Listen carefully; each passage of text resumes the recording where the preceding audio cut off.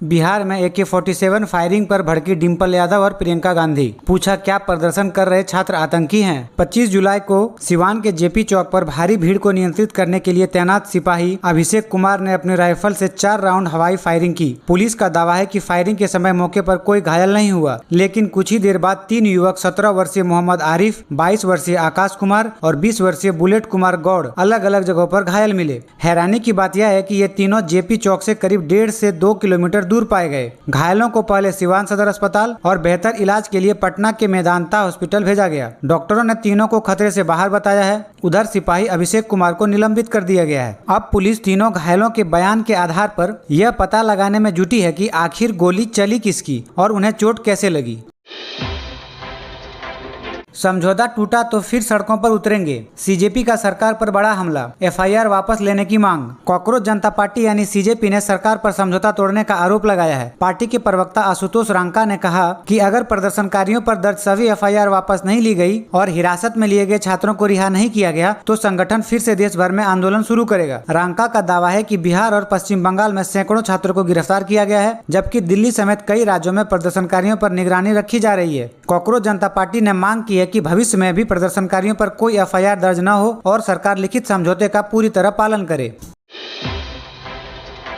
CJP के बाद सामने आई E20 जनता पार्टी, इंस्टाग्राम पर मिल रहा जबरदस्त समर्थन। नीट पेपर लीक को लेकर चर्चा में आई सीजेपी यानी कॉकरोच जनता पार्टी के बाद अब सोशल मीडिया पर E20 जनता पार्टी तेजी से वायरल हो रही है। यह एक व्यंग्यात्मक ऑनलाइन कैंपेन है जिसमें लोग E20 यानी 20% इथेनॉल मिले पेट्रोल का विरोध कर रहे हैं। इंस्टाग्राम पर इस अभियान को तेजी से समर्थन मिल रहा है और यूजर्स शुद्ध ईंधन चुनने की आजादी की मांग कर रहे हैं। इस डिजिटल अभियान में कुछ लोग केंद्रीय सड़क परिवहन मंत्री नितिन गडकरी के इस्तीफे की मांग भी उठा रहे हैं। हालांकि यह फिलहाल एक सोशल मीडिया आधारित व्यंग्यात्मक अभियान है, किसी मान्यता प्राप्त राजनीतिक पार्टी का आंदोलन नहीं।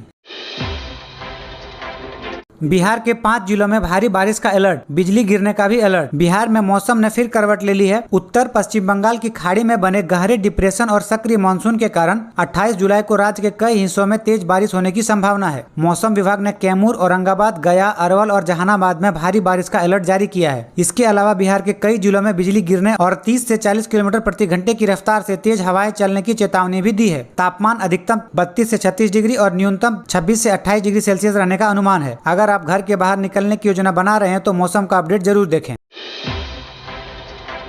राम मंदिर में चढ़ावा चोरी के 8 आरोपियों की बढ़ाई गई न्यायिक रिमांड, वीडियो कॉन्फ्रेंसिंग के जरिए हुई पेशी। राम मंदिर चढ़ावा चोरी मामले में जेल में बंद सभी 8 आरोपियों की 14 दिन की न्यायिक रिमांड बढ़कर 10 अगस्त तक कर दी गई है। सभी आरोपियों की पेशी वीडियो कॉन्फ्रेंस के जरिए एंटी करप्शन कोर्ट में हुई। जांच एजेंसियां आरोपियों और उनके परिवारों की संपत्तियों का रिकॉर्ड भी खंगाल रही है। वहीं आरोपी सुभाष श्रीवास्तव के पेंशन खाते पर कोर्ट ने फैसला सुनाते हुए कहा कि 26 जून के बाद जमा हुई पेंशन निकाली जा सकती है, लेकिन 26 जून से पहले की राशि फिलहाल फ्रीज रहेगी। ये तीसरी बार है जब कोर्ट ने आरोपियों की रिमांड बढ़ाई है। अब तक जाँच में 80 लाख रुपए से ज्यादा की बरामदगी हो चुकी है। बांकीपुर उपचुनाव में खेल का आरोप, आरजेडी ने चुनाव आयोग पर साधा निशाना। कहा संवैधानिक प्रावधानों की उड़ रही धज्जियां। बांकीपुर विधानसभा उपचुनाव से पहले बिहार की राजनीति गर्मा गई है। आरजेडी ने आरोप लगाया कि जिला प्रशासन संवैधानिक प्रावधानों की अनदेखी कर रहा है। आरजेडी प्रवक्ता चितरंजन गगन का कहना है कि मतदाता जागरूकता अभियान के नाम पर NULM कर्मियों, जीविका दीदियों और आंगनबाड़ी सेविका सहायिकाओं को घर घर भेजा जा रहा है। आरजेडी का आरोप है कि इन कर्मियों के जरिए मतदाताओं को एक खास पार्टी के पक्ष में प्रभावित करने की कोशिश की जा रही है। इतना ही नहीं, मतदान के दिन भी मतदाताओं को घर से मतदान तक ले जाने की जिम्मेदारी नहीं दी गई है। इन आरोपों के आधार पर आरजेडी ने चुनाव आयोग से सख्त हस्तक्षेप और पूरे मामले की निष्पक्ष जांच की मांग की है। हम दिखावा नहीं करते, भरत तिवारी की मां से मिले पवन सिंह, भावुक होकर दिया न्याय का भरोसा। भोजपुरी अभिनेता और बीजेपी MLC पवन सिंह ने चर्चित भरत भूषण तिवारी एनकाउंटर मामले में उनकी मां आशा देवी से मुलाकात। बताया जा रहा है कि यह मुलाकात पटना में हुई, जहां पवन सिंह ने शोकाकुल मां को ढांढस बढ़ाया और न्याय की लड़ाई में हर कदम पर साथ देने का भरोसा दिलाया। वायरल वीडियो में पवन सिंह भावुक होकर कहते नजर आते हैं, हम दिखावा नहीं करते। पवन सिंह कहीं दूर के नहीं हैं, घर के ही हैं। वहीं आशा देवी ने भी उनके सिर पर हाथ रखकर आशीर्वाद दिया। इस मुलाकात की तस्वीरें और वीडियो सोशल मीडिया पर तेजी से वायरल हो रही है। जहां कई लोग पवन सिंह के इस कदम की सराहना कर रहे हैं, वहीं कुछ लोग इसे भरत तिवारी मामले में न्याय की मांग को और मजबूती मिलने के तौर पर भी देख रहे हैं। सिवान में लाठी गोली की सरकार नहीं चलेगी, पुलिस कार्रवाई के खिलाफ माले का प्रदर्शन, एसपी को बर्खास्त करने की मांग। बिहार बंद के दौरान सिवान में हुई पुलिस हिंसा कार्रवाई को लेकर राजनीतिक माहौल गर्मा गया। सोमवार को माले ने जिले के कई प्रखंडों में प्रतिवाद मार्च और सभा का आयोजन किया। पार्टी ने पुलिस पर कथित फायरिंग, नेताओं के घरों पर छापेमारी और कार्यकर्ताओं की गिरफ्तारी का विरोध किया। प्रदर्शनकारियों ने लाठी गोली की सरकार नहीं चलेगी के नारे लगाए और सिवान के एसपी को तत्काल बर्खास्त करने की मांग की। माले नेताओं का आरोप है कि पुलिस ने लोकतांत्रिक विरोध को दबाने की कोशिश की है। फिलहाल इस पूरे मामले को लेकर जिले की राजनीतिक हलचल तेज हो गई है।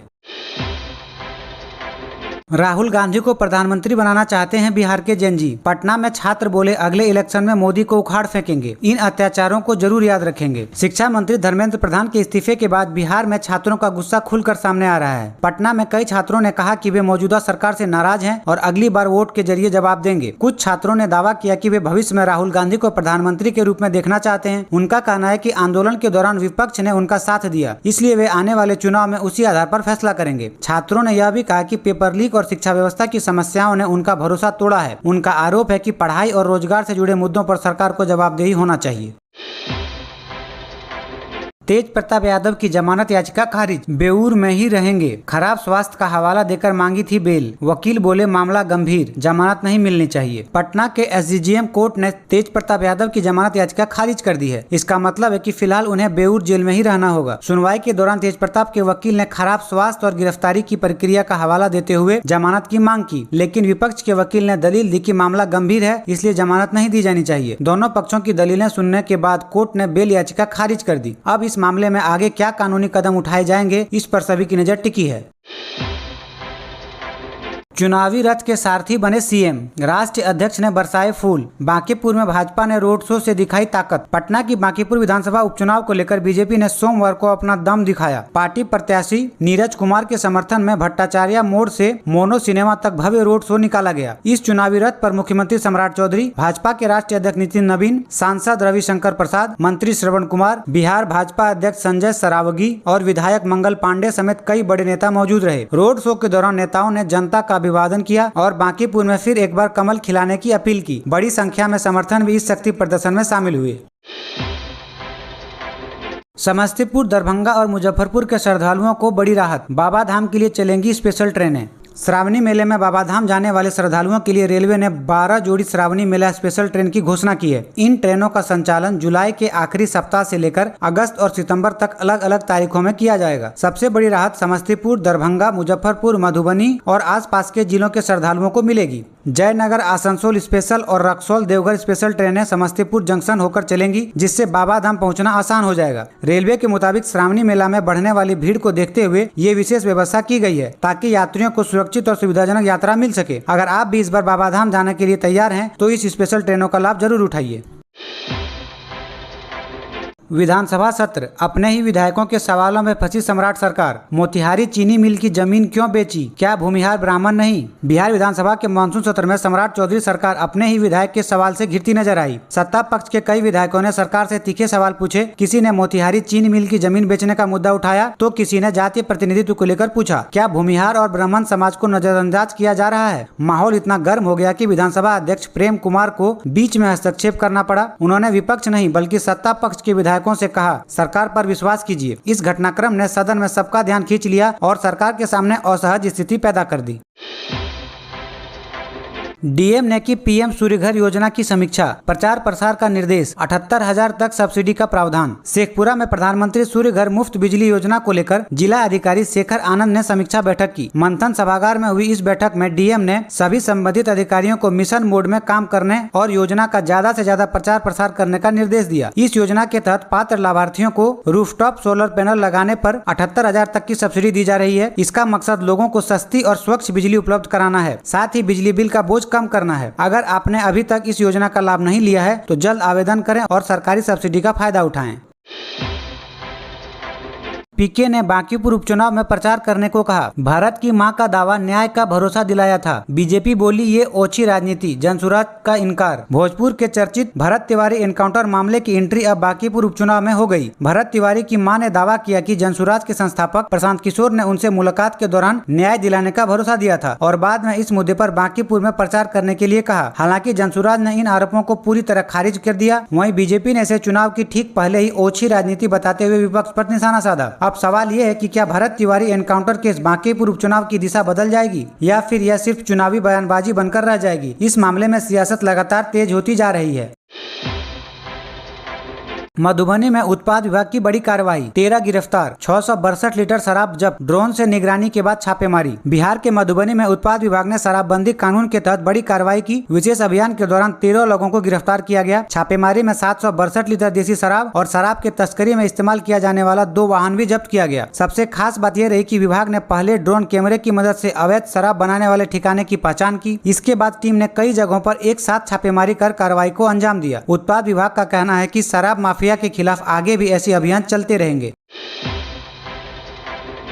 नेपाल में तनाव, बिहार के अररिया में अलर्ट, सीमावर्ती गांव में डीएम एसपी ने डाला डेरा, सुरक्षा चाक चौबंद। नेपाल के सुनसरी जिले में सांप्रदायिक हिंसा के बाद बिहार के अररिया में लगी भारत नेपाल सीमा पर सुरक्षा व्यवस्था पूरी तरह सख्त कर दी गई। अररिया के डीएम विनोद कुमार दुहन और एसपी जितेंद्र कुमार ने सीमावर्ती गांवों मानिकपुर, कोशिकापुर, घुरना, बसमतिया और बेला का दौरा कर हालात का जायजा लिया। अधिकारियों ने ग्रामीणों से शांति और भाईचारा बनाए रखने की अपील की। साथ ही कहा कि किसी भी अफवाह पर भरोसा न करें और कोई भी संदिग्ध गतिविधि दिखे तो तुरंत पुलिस, एसएसबी या प्रशासन को सूचना दें। सीमा पर एसएसबी और बिहार पुलिस की गश्त भी बढ़ा दी गई है ताकि किसी भी अप्रिय घटना को समय रहते रोका जा सके। मुजफ्फरपुर में ऑटो पेड़ से टकराया, 8 लोग घायल, तेज रफ्तार में ड्राइवर ने खोया बैलेंस, घायलों में बच्चे भी शामिल। रविवार शाम औराई थाना क्षेत्र में एक तेज रफ्तार ऑटो सड़क किनारे पेड़ से जा टकराया। हादसे के वक्त ऑटो में सवार लोग उर्स में शामिल होने के लिए मकसूदपुर गांव जा रहे थे। बताया जा रहा है कि पाकर चौक और लोहिया चौक के बीच चालक ने वाहन का संतुलन खो दिया, जिसके बाद ऑटो सीधा पेड़ से टकरा गया। इस हादसे में 8 लोग घायल हुए, जिनमें कई बच्चे भी शामिल हैं। कुछ बच्चों की हालत गंभीर बताई जा रही है। स्थानीय लोगों ने तुरंत सीधे घायलों को निजी अस्पताल पहुंचाया, जहां से उन्हें बेहतर इलाज के लिए SKMCH रेफर कर दिया गया। घटना की सूचना मिलते ही औराई थाना पुलिस मौके पर पहुंची और जांच शुरू कर दी है।